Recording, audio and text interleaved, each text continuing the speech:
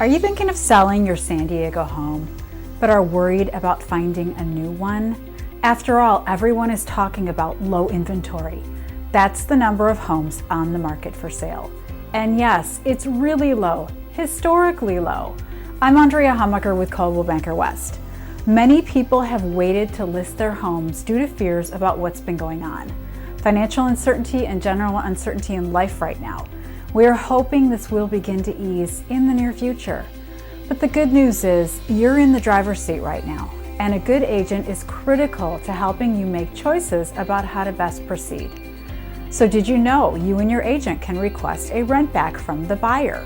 There are contracts we can put in place depending on the length of time that will allow you to remain in your home for 15, 30, 60 days or more after closing while you find another home.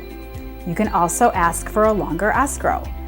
And as your agent, we can put into place a seller contingency that will allow you to get out of the contract with your buyer if you're not able to find another home in a specified period of time.